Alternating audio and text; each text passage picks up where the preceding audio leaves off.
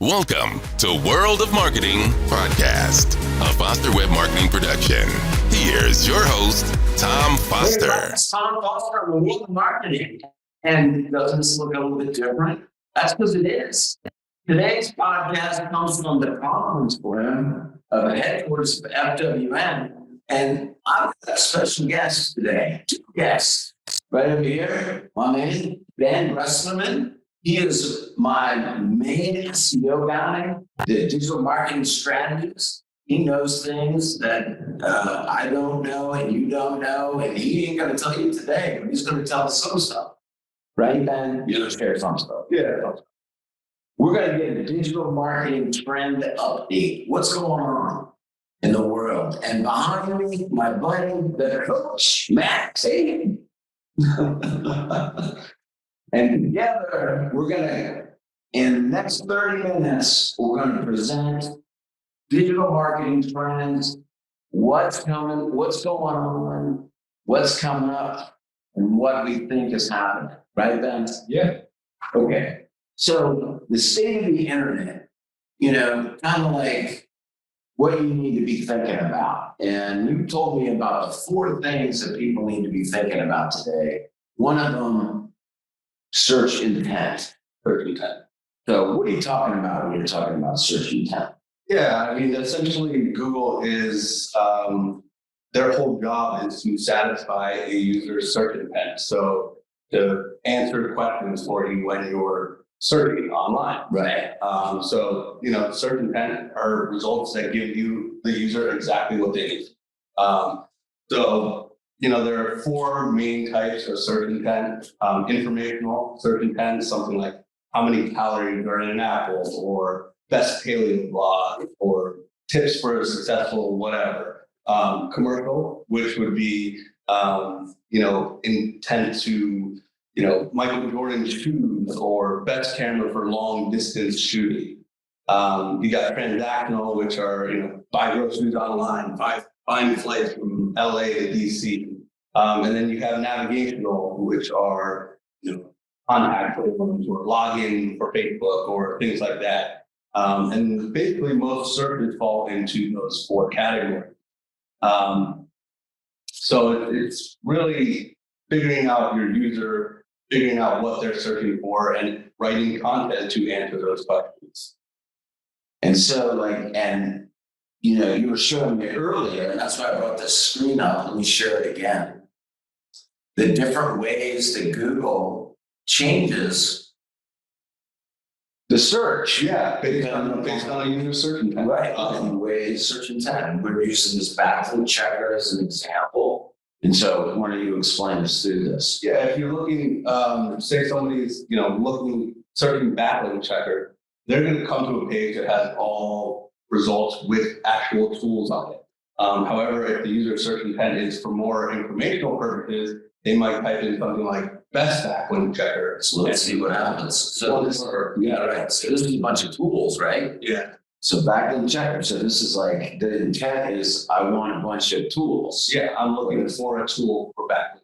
But this is more like I want to know what the best ones are first. Exactly. This gives you a breakdown of different tools with breakdowns of each one, so you have a better idea of which tool you actually want to go with. So all of this is basically based on what the user is searching for and what they're looking for, and you want to be able to write your content based on those things. Right.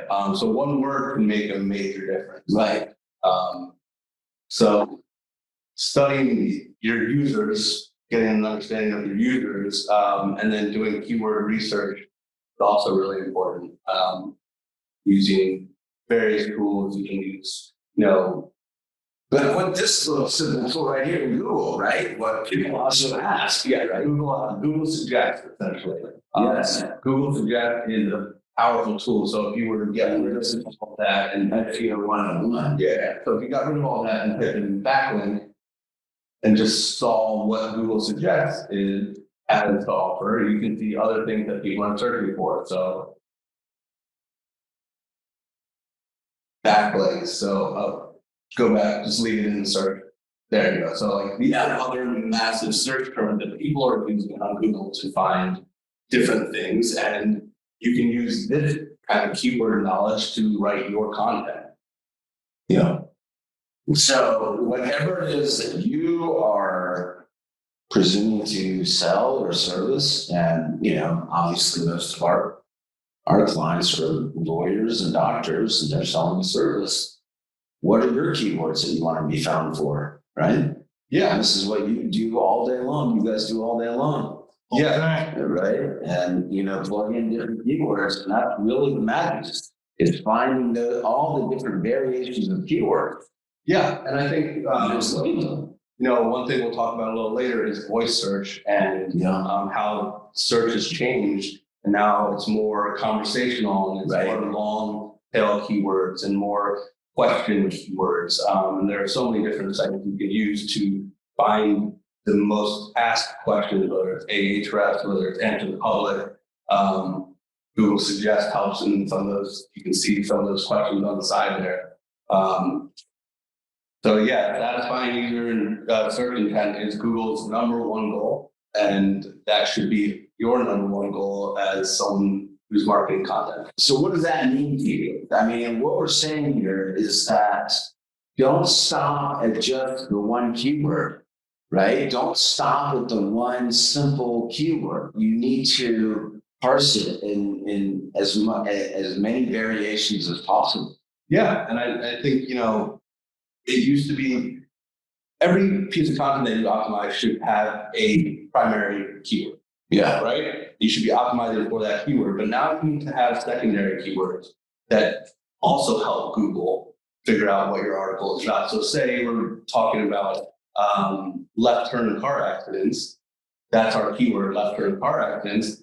We also want to have the term for our purposes, working with lawyers, car accident lawyer or personal injury lawyer also in the content, also in the body of the content. So Google can kind of, it's a form of LSI keywords, similar phrases and words that make it easier for Google to interpret what's on your page. Right. Because Google's just crawled by bots. Right. And they'll crawl and they'll see the different words that make sense and put it all together and they're spit out your words. Simple as that, guys. See? Oh, that is Google explained by Ben. That's right.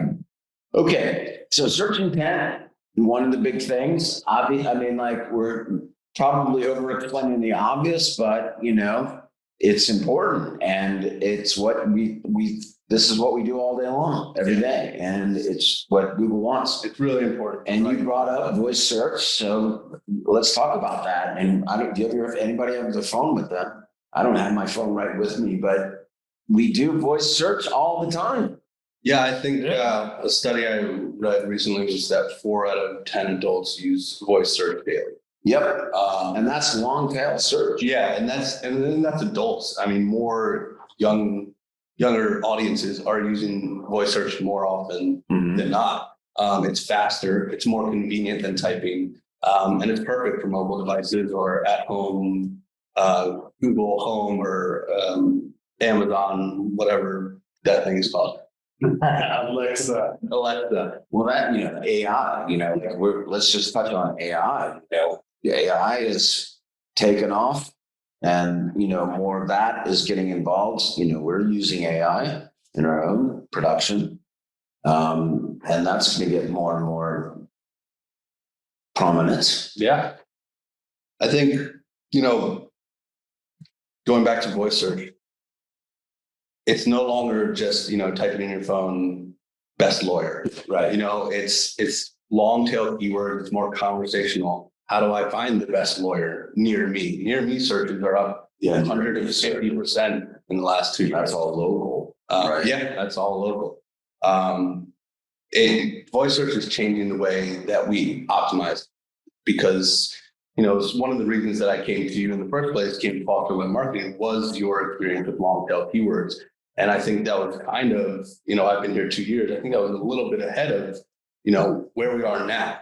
And long tail keywords, long tail searches, that's where we are. Yeah. We've always been on them. Hear that, folks?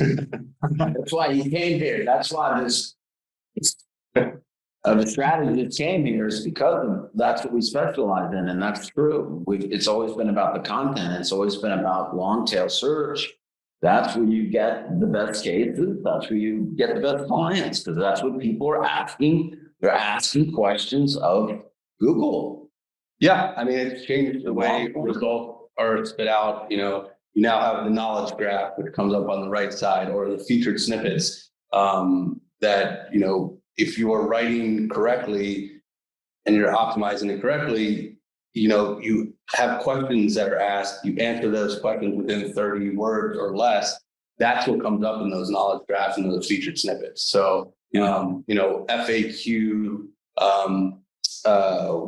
sections with schema markup. Now we're talking about the long form content, right? It's all kind of in, because it all is, because you need to have the long form content. Yeah, I mean, the average first page result on Google is 1,447 words. Yeah. Okay. 1,447. That's very specific. We got this. Man. Yes, I have to thank Brian Dean. Yeah. I have to thank Brian Dean of Backlink Co for that information. But there you go. Credit where credit is due. It's a lot of. I mean, him and his team did the research. You can look like there's no more 350 words. Google doesn't give a shit about that. You have to have content that satisfies a user's search intent. You have to have comprehensive content that answers everything in one place. So having an FAQ panel or just doing an FAQ page that, if, like I said, to get in that featured snippet or get in that knowledge graph, 30 words or less. So I know we're talking about long form content. So if I say, what does a personal injury lawyer do? Answer that directly in the first 30 words and then elaborate below. Mm-hmm. Then you can add a bunch more words. But if you want to get in that featured snippet and if you want to get in a knowledge graph, first of all, you have to be on the first page, because Google's not taking something from the second, third, fourth, fifth page and putting it in the featured snippet. So you got to get your content up there. But then once you have it up there, that's how you get into the featured snippet or the knowledge graph, which are probably the best places to be. And for those not familiar, the knowledge graph is, if an answer comes up on the right panel, you can probably tell. You want to show? Yeah. Hold on, let me just do this. Let's hope that me dollar the screen. And you can show. There you go.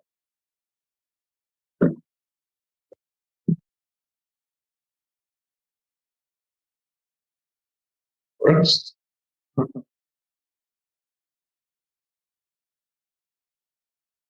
Boom. This is your knowledge graph. This answer is 30 words or less. This is your featured snippet. These are generally 30 words or less.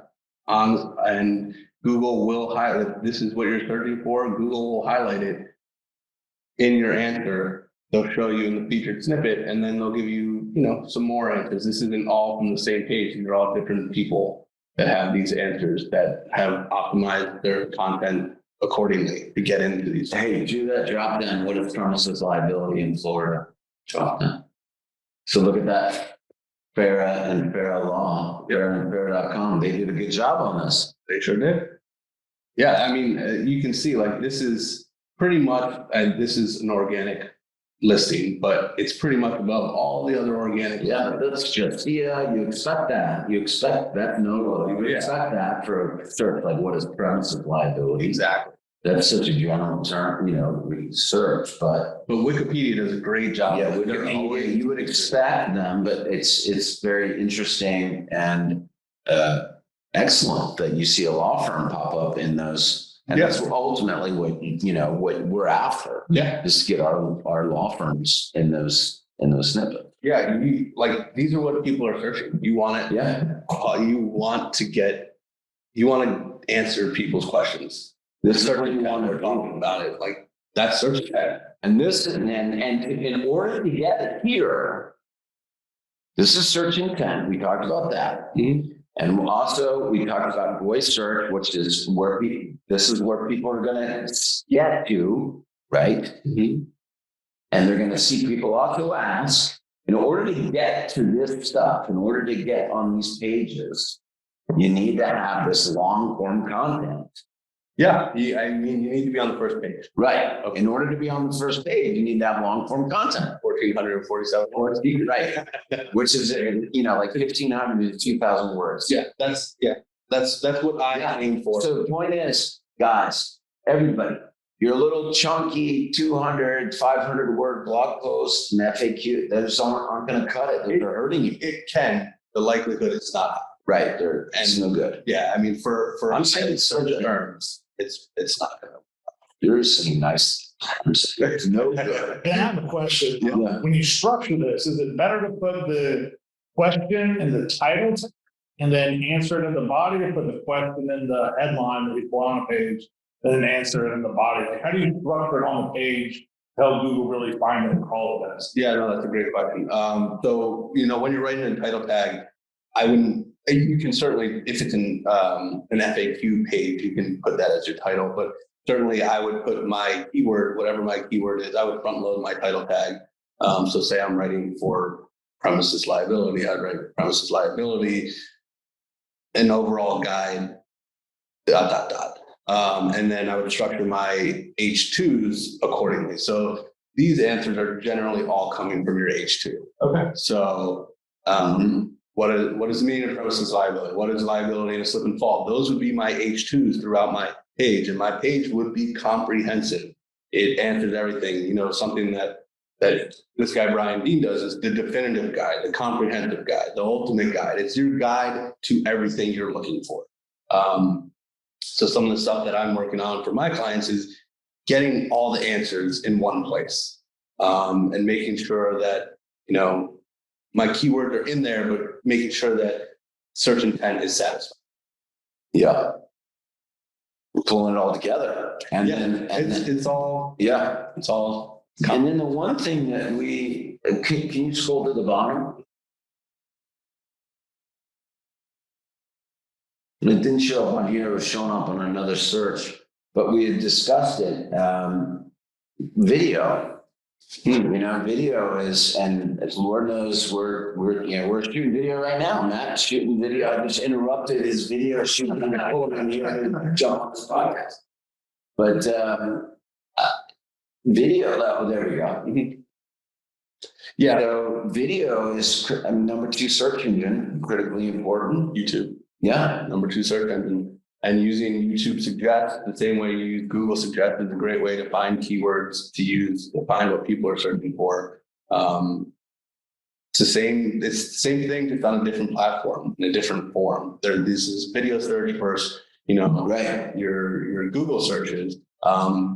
But it's the same thing. And that's how you can use those other tools to find keywords, but using YouTube Suggest is going to tell you exactly what people are typing into Google or YouTube or voice searching in YouTube. And that'll give you an idea of what you should optimize for and what keywords you should have in your titles and your descriptions and all of those things. Yeah. Well, this is it. And this is let's share the screen. This is good. You got anything else, Ben? You want to tell anybody? Yeah, we got. What else you got to share? Yeah. I think something that is really important for people that are optimizing content is user experience. Yeah. And I think based on a bunch of research, there's no direct correlation to higher rankings if you have better user experience. But I think anyone would be able to tell you, I think Google would feel the same way. If you have a page that looks like shit, it's not going to rank well. If you have a page that gives a user a good experience, like you have a table of contents on there, so you can break down each section. People don't have to read the whole thing if they don't want to. They can jump from section to section. You have breadcrumbs. Google doesn't like pop-ups. Neither do I. Like, that's a very obvious thing, but it affects the user and it affects how a user's going to search. So if a user comes to your site and there's a pop-up, they'll probably hit the back arrow, go back and find another result that doesn't have a pop-up. So you want to make sure that you're optimizing your content for the best user. Yeah. 100%. Yep. So that's my conversion. And, that's the other thing. And these are not new things. No. These are and things that you need to be thinking about always. And it's always about improving. And everything that we talked about, I bet you that most people that are listening, you're not doing it. Yeah. You're not. You're sitting there not, and we know all this, but you're not doing it still. So you should be. Yeah. And I mean, there's a lot of things that go into getting higher rankings. One thing that I know you're doing it for our clients. I mean, they're kicking butt. Yeah. We're doing great. One thing that we did a couple of years ago was the V5 upgrade. Yep. Site speed is still really important. Monitoring your mobile or your technical SEO, making sure it's mobile friendly, making sure it's quick and fast.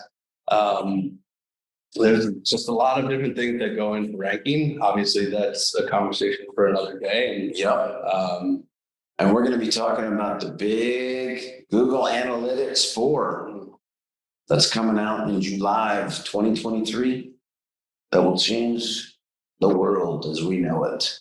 More on that to come. All right, everybody. This is great. A little quick podcast with my friend Ben. Ben, thank you so much, buddy, for giving us a little update on what's going on. Ben, thanks for stepping in, hanging out with us. It was great. Yeah, great question. Hey, everybody. It's Tom Foster, my friends, Ben and Matt, on the World of Marketing. We'll see you soon. Take care.